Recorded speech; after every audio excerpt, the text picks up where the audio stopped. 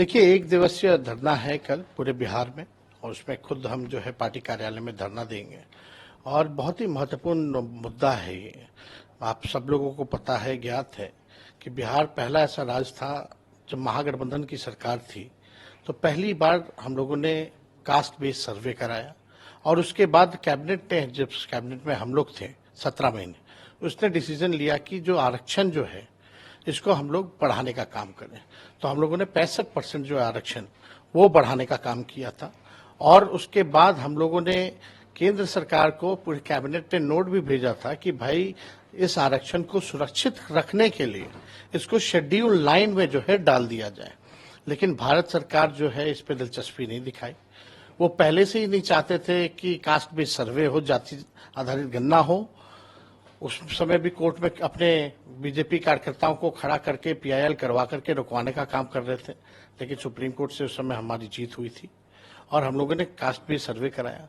फिर हम लोगों को पूरा विश्वास था कि भाजपा के लोग इस आरक्षण को जो हम लोगों ने बढ़ाया था पिछड़ा के लिए, अति पिछड़ा के लिए, दलित आदिवासी भाइयों के लिए, जो 65% जो सबसे ज्यादा है पूरे देश में, उस जाति आधारित गणना के बाद तो फिर से एक मामला जो है कोर्ट में चला गया। वही बीजेपी के लोग, कार्यकर्ता, यानी अगर भाजपा भारत सरकार चाहती शेड्यूल 9 में डालने का तो इसको शेड्यूल 9 में डाल देती, लेकिन डाला नहीं। तो ये साफ दिखता है कि भाजपा जो है, प्रधानमंत्री नरेंद्र मोदी जी पिछड़ा अति पिछड़ा दलित आदिवासी विरोधी है, आरक्षण विरोधी व्यक्ति है और ये होने नहीं दे रहे। किसी भी कीमत पर चाहे कुछ भी हो जाए, हमारी पार्टी और हमारे लोग इस जो आरक्षण हम लोगों ने बढ़ाया इसको शेड्यूल 9 में हम लोग डालेंगे, डलवाएंगे और भारत सरकार प्रधानमंत्री को घुटने टिकवाने का काम करेंगे। और यही नहीं, इसके लिए चाहे जो बड़ा से बड़ा आंदोलन करना पड़े, चाहे दिल्ली तक करना पड़े, ये इस आंदोलन को हम लोग पूरा करेंगे। और आप लोग सब लोग देखे होंगे कि भाई मुख्यमंत्री नीतीश कुमार इस विषय पे चुप है। क्या मतलब है? यानी पूरी तरीके से मुख्यमंत्री का कुछ नहीं चलता है, ना वो इंटरेस्टेड है। उनको बस किसी भी प्रकार से मुख्यमंत्री बने रहना है। वो तो राष्ट्रीय जनता दल और हम लोग थे जो 17 महीने सरकार में रहे तो जाति आधारित गणना भी कराया, आरक्षण की सीमा भी बढ़ाई और हम ही लोगों के राय से पूरे कैबिनेट ने इसको शेड्यूल 9 में भेजा करने के लिए इस आरक्षण को भारत सरकार को रिकमेंडेशन भेजा था कैबिनेट ने। लेकिन अब तक ये नहीं हो पा रहा और मुख्यमंत्री और जनता दल यूनाइटेड के लोग जो हैं इसमें कुछ बोल नहीं रहे, मुंह में दही जमाए हुए हैं। तो हम लोग इसलिए पूरे बिहार में कल जो है धरना प्रदर्शन जो है इसके लिए हम लोग करने जा रहे हैं। लेकिन जेडीयू कह रही है कि उस समय हुआ जब आप सरकार में भी नहीं थे, आपके समर्थन सरकार नहीं चल रही थी, तो तब वो कास्ट सेंसस के लिए पीएम के पास गए थे। आपको मेरे पास सारा रिकॉर्ड है, आप लोगों के पास रिकॉर्ड है। विधानसभा में जब नेता विरोधी दल हम थे तो हमने ही प्रस्ताव दिया था कि चलिए कमेटी बना करके ऑल पार्टी प्रधानमंत्री से मिलते हैं, और ये तब हुआ था, प्रस्ताव मैंने दिया था जब इन्होंने पार्लियामेंट में मना कर दिया था कि कास्ट सर्वे नहीं कराएंगे। साफ साफ नित्यानंद राय का भी पार्लियामेंट में, जो समय के तत्कालीन मंत्री थे, अभी भी हैं, उन्होंने मना कर दिया था, पार्लियामेंट में जवाब दिया भारत सरकार ने। तभी हम लोगों ने, हम खुद प्रस्ताव लाए और हमने बोला 2 प्रस्ताव दिया, अगर भारत सरकार मना करती है, प्रधानमंत्री मना करते तो राज्य सरकार अपने बलबूते कराए। लेकिन जब हम लोग सरकार में आए तो हम लोगों ने किया और ये लोग इतने पक्षधर थे तो पहले की 17 साल से लोग शासन में क्यों नहीं किए भाई? डबल इंजन की सरकार है, क्यों नहीं किए, क्यों नहीं करवाए? तो इन लोगों की खाली झूठ की जो खेती है, अब बार बार जो है ये चलने वाला नहीं है।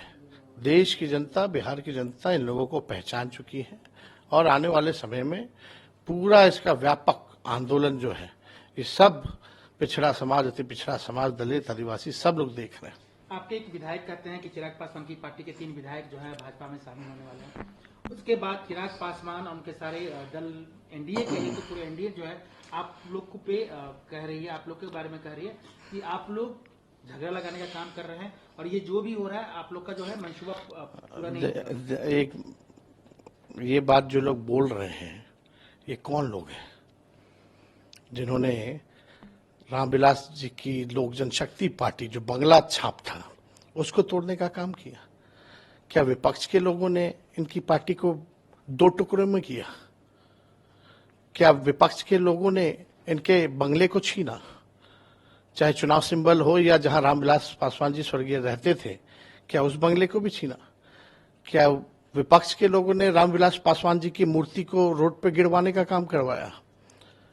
क्या विपक्ष के लोगों ने जो चिराग पासवान के एक एमएलए थे उनको जदयू में शामिल करवाया?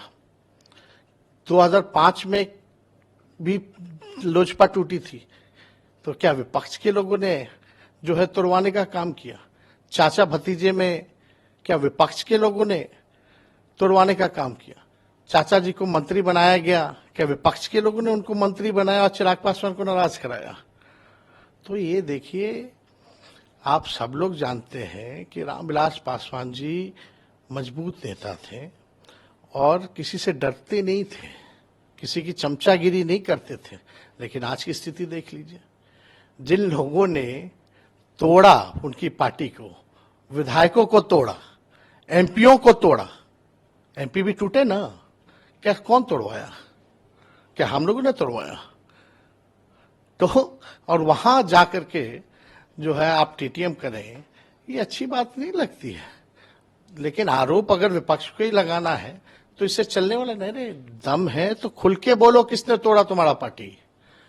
किसने तुम्हारे बंगले को छीना? किसने जो है तुम्हारे विधायक को मार्च कराया, एमपी को तोड़ा, विधायक को तोड़ा? ये बताना चाहिए ना खुल के। डरना क्यों है इस पर? चिराग जी मंत्री बने, लेकिन अभी उनके चाचा को भी बुला के और प्रिंस को भी बुला के अमित शाह जी मिले हैं। क्या मैसेज देना चाह रहे हैं, क्या लग रहा है? अब ये देखिए, उनका अपना मामला है।